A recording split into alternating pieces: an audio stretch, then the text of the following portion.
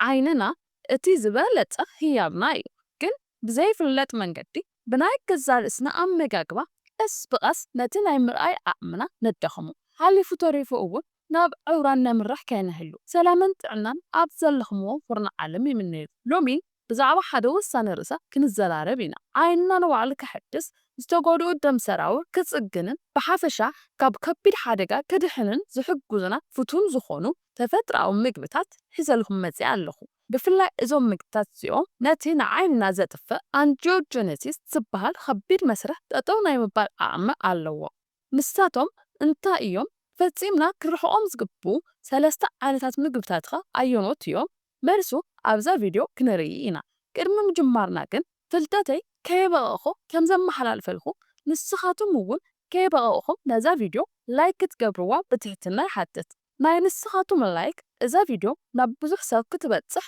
ብዙሕ ሰብ ክመሃረላን ክትጥቀመላን ናይ ምግባር ዓቕማ ልዑል እዩ ብዙሕ ላይክ ብዝረኸበት ቁፅሪ ናብ ብዙሕ ሰብ ናይ ምብፅሕ ዕድላ ሰፊሕ እዩ ብተወሳኺ እውን ኣብ ቀፃሊ ዝሐሸ ስራሕ ሒዘ ክመፅእ ስለዘተባብዐኒ ላይክ ምግባርኩም ኣይትረስዑ ነዛ ቪድዮ ሼር ብምግባር እውን ካባና ሓሊፉ ካልኦት ሰባት ክጥቀሙ ክንገብር ብትሕትና ሓተኩም ንቻናለይ ሓደሽቲ ዝኾንኩም ሰባት ዶክተር ማይና ይበሃል ቻናለይ ሰብስክራይብ ብምግባር ኣብ ጎና ዘላ ናይ ደወል ምልክት ሓንሳብ ብምጥዋዕ ብዝለቆም ትምህርትታት ናይ ገዛ ርእስኹምን ናይ ስድራ ቤትኹምን ጥዕና ሓልው ኣብ ከባቢ ዓይንና ንዝፍጠሩ ናይ ጥዕና ፀገማት ናይ ምርኣይ ዓቕሚ ምንካይ ተመሳሳሊ ኩነታትን ብዙሓት ምኽንያታት ይሃልዋ እምበር ካብዞም ዋና ምኽንያታት ሓደ ኣብ ደም ሰራውር ንዝፍጠር ፀገም እዩ ከምዚ ቅድሚ ኸዚ ዝረኣናዮ ኣብ ሰውነትና ውሽጢ ዋና ዝኾኑ ሰለስተ ዓይነታት ደም ሰራውር ከም ዘለው ርኢና ኢና ነፍሲ ወከፎም ደም ሰራውር ናይ ባዕሎም ዝኾነ ስራሕ ኣለዎም ሰውነትና በዞም ደም ሰራውር ኣቢሉ እዩ ንጥረ ነገራት ዘዘዋውርን ርስሓት ካብ ሰውነትና ዝወግድን ኦክሲጅንን ካርቦን ዳይኦክሳይድን ከም ኣድላይነቱ ዘንቀሳቕስን ነዞም ደም ሰራውር ብልዑል ደረጃ ካብ ዝጎድኡ ዋና ተግባራት ሓደ ኣብ ደም ሰራውር ውሽጢ ዝህሉ ካብ ቁፅር ወፃኢ ዝኾነ ናይ ግሉኮዝ ወይ ድማ ሽኮር ምዝውዋር እዩ ነዚ ዋና ናይ ድሕሪት ምኽንያት በዓልና ኢና ጥዕናዊ ዘይኾነ ኣመጋግባ እንተሊና በርግጥ መብዛሕትኤና እንምገቦም ምግብታት ኣብ ውሽጦም ካብ ዘሎ ጥዕናዊ ንጥረ ነገር ንላዕሊ ካሎሪ ፕሮሰስድ ወይ ድማ ዝተቐነባበሩ ዝኾኑ ካርቦሃይድሬታት ሽኮርን ዝሓዙ እዮም ነዚ ዓይነት ኣመጋግባ ሓደ ኣብነት ክኸውን ዝኽእል ናይ ፊኖ ስርናይ ባኒ እዩ እዚ ብቐሊሉ ናብ ሰውነትና ኣትዩ ኣብ ደም ሰራውር ዘሎ ናይ ግሉኮዝ ወይ ድማ ሽኮር መጠን ክብል ይገብሮ በርግጥ ሰውነትና ኣብ ደም ሰራውር ውሽጢ ጥዕናዊ ዘይኮነ ናይ ግሉኮዝ ወይ ድማ ሽኮር መጠን ክዝርጋሕ ክዘዋወርን ክብልን ከሎ ዝቆፃፀር ጥዕናዊ መንገዲ ኣለዎ እዚ ጥዕናዊ መንገዲ ድማ ኢንሱሊን ሆርሞን ብምዝርጋሕ እዩ ከምቲ ቅድሚ ሕዚ ዝረኣናዮ ሆርሞን ማለት ኣብ ሰውነትና ውሽጢ ሰውነትና ዝደለዮ ተግባር ንምክንዋን ዝጠቕመሉ መልእኽተኛ ወይ ድማ መልእኽቲ እዩ ኢልና ኢና ብተመሳሳሊ መንገዲ ሰውነትና ኣብ ደም ሰራውር ውሽጢ ልዑል ናይ ግሉኮዝ ወይ ድማ ሽኮር መጠን ክዝርጋሕ ከሎ ኢንሱሊን ሆርሞን ብምጥቃም ንምቁፃር ይፅዕር ነገር ግን እዚ ዓይነት ተግባር ክደጋገም ከሎ ሰውነትና ብኢንሱሊን ኣቢሉ ኣብ ደም ሰራውር ዘሎ ሽኮር ወይ ድማ ግሉኮዝ ንምቁፃር ይሰኣኖ በዚ ግዜ ደም ሰራውር ሰውነትና ብኢንሱሊን ሆርሞን ኣቢሉ ኣብ ውሽጦም ዝዘዋወር ዘሎ ናይ ግሉኮዝ ወይ ድማ ሽኮር መጠን ከም ዝኸበዶ ምስ ዝረኣዩ ናይ መወዳእታ ኣማራፂ ይወስዱ እዚ ኣማራፂ ድማ ዘዘዋውርዎ ዝነበሩ ደም ምዝውዋር ደው የብሉ ወይ ድማ የቋርፁ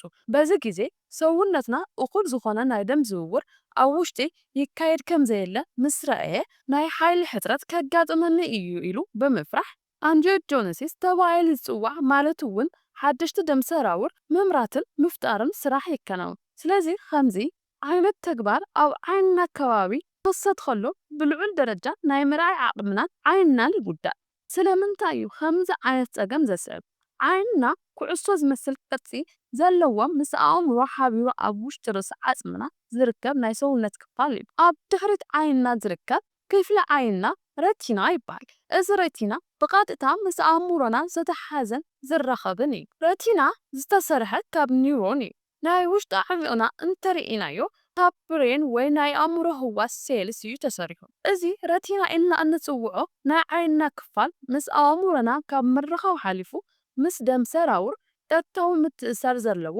ንዓይንና ክፍሊ እዩ። ዝኾነሉ ዋና ምኽንያት ድማ ዓይንና ካብ ኣእሙሮና ካብ ጸሊም ከብዲ ካብ ኩላሊትን ልብን ቀፂሉ ብልዑል ደረጃ ኣብ ደም ውሽጢ ዘሎ ኦክስጅንን ንጥረ ነገርን ስለ ዝጥቀም እዩ ስርሑ ብኣግባቡ ንምስራሕ። በዚ ምኽንያት ዓይንና ምስ ደም ሰራውር ብሬቲና ኣቢሉ ብቐጥታ ዝተተሓሓዘ እዩ። ኣብ ውሽጢ ዓይንና ብጣዕሚ ጽሩያት ዝኾኑ ዝጸረዩ ፈሳሲታት ኣለዉ። እዞም ፈሳሲታት ሓደ ኣብ መንጎ ረቲናን ሌንስን ዝርከብ እዩ። እዚ ፈሳሲ ኣብ ውሽጢ ዓይንና ብዙሕ ስራሕ ይሰርሕ። ሕዚ ከምቲ ኣብ ላዕሊ ዝተቐስኽዎ ሰውነትና ሓድሽቲ ደም ሰራውር ዘምርተሉ ስርዓት ኣብ ከባቢ ዓይንና ክኽሰት ከሎ ሰውነትና ነዞም ሓድሽቲ ደም ሰራውር ዘምርት ዘሎ ነቶም መጀመርታ ዝነበሩ ደም ሰራውር ምስ ዝውድኡ እዩ። በዚ ግዜ ኣብቶም መጀመርያ ዝነበሩ ቱቦታት ሓድሽቲ ቱቦታት ብዘይ ምቁራጽ ክምረቱን ከለዉ ብቐሊሉ ካብዞም ደም ሰራውር እቶም ገሊኦም ክፍንድኡ ይኽእሉ።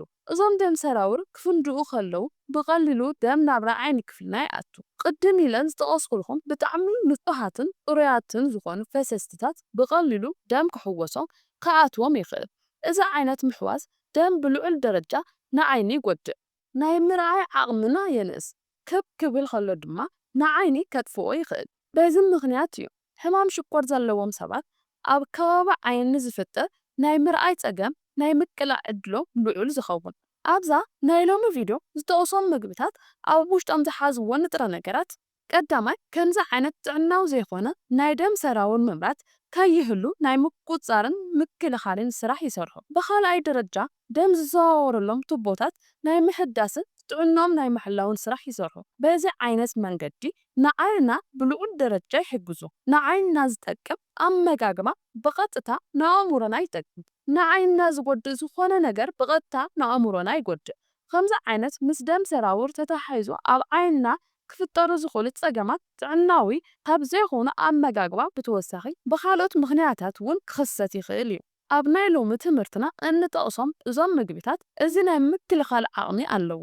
ኣታሒዝና እውን ፈፂምና ክርሕቖም ዘለና 3 ኣመጋግባ ወይ ምግብታት መስተታትን ክንርኢ ኢና። እዞም ምግብታት ኣብ ውሽጦም ዝስዕቡ ንጥረ ነገራት ሒዞም ኣለዉ። ፓሊፎኖሊስን ካሮቲኖይድን ሒዞም ኣለዉ። ካብ ዝሓዝዎም ፓሊፎኖሊስ ውሽጢ ኢላጂክ ኣሲድ፣ አንቶሲያኒን ይጥቀሱ።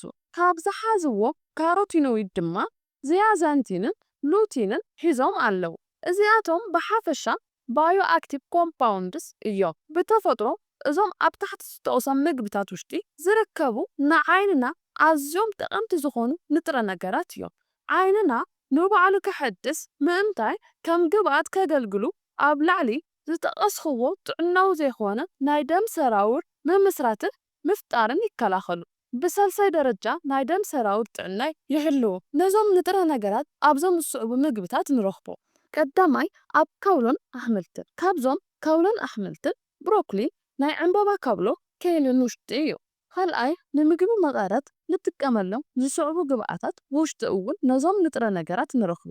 ቀዳማይ ኣብ ዓብዪ ጉዕ በርበረ፣ ካልኣይ ኣብ ኮመደረ፣ ሳልሳይ ኣብ ካሮት፣ ሳልሳይ ኣብ ኢንጆሪ ወይ ድማ ስትሮበሪ። ንናይ ኢንጆሪ ዘርእታት ኣብ ብሉቤሪ ኢንጆሪን ተመሳሳሊ ናይ ኢንጆሪ ዘርኢ ፍረታት ውሽጢ ብልዑል መጠን ነዞም ንጥረ ነገራት ንረኽቦ። ሕዚ ዝተቐሰሙ ምግብታት ድማ ነቲ ኣብ ላዕሊ ዝተቐስኽዎ ዓይነት ጸገም ኣብ ደም ሰራውር ብምስዓብ ንዓይንና ብልዑል ደረጃ ይጎድኡ። ቀዳማይ ልስሉስ መስተታት፣ ብሓፈሻ ኮካ፣ ፔፕስን ዝተመሳሰሉ መስተታትን ብልዑል ደረጃ ኣብ ደምና ውሽጢ ዘሎ ግሉኮስ ክብል ብምግባር ነቲ ኣብ ላዕሊ ዝተቐስኽዎ ጸገም ከስዕቡ ይኽእሉ። ካልኣይ ብልዑል ደረጃ ፕሮሰስድ ዝኾኑ ዝተቀነባበሩ ምግብታት፣ ንኣብነት ዝኣክል ቺፕስ፣ ተመሳሰልቲ ነገራትን። ሳልሳይ ዝተቀነባበረ ስጋ፣ ንኣብነት ዝኣክል ኣብ ፒዛ ንጥቀመሉ ፔፐሪ። ብተወሳኺ እውን ሳልሚ ካብ ናይ ከብቲ ስጋ እውን ተቀነባቢሩ ይዳሎ። ከምዚ ዓይነት ብልዑል ደረጃ ዝተቀነባበሩ ስጋታት ብቐሊሉ ነቲ ኣብ ላዕሊ ዝተቐስኽዎ ጸገም ኣብ ዓይንና ከስዕቡ ይኽእሉ። እዚኣቶም ጥራይ እዮም ማለት ግን ኣይኮነን። ብተመሳሳሊ ዓይነቶምን ትሕዝቶምን ኩነታት ዘለዎም ምግብታት ካብ ምምጋብ ምርሓቕ ብልዑል ደረጃ ንዓይንና ዓብዪ ዋጋ ረብሓን ኣለዎ። ኣብ ናይ ሎሚ ትምህርትና ጠቓሚ ሓሳባትን ምኽርታትን ከም ዝረኸብኹምሉ ተስፋ ይገብር። ኣብ ቀጻሊ ብመሃሪ ቪድዮ ክሳዕ ንራኸብ። ሓሳብን ርእይቶምን ኣብ ኮሜንት ጸሓፉለይ። ጽቡቕ ግዜ ይምነየልኹም። ቻው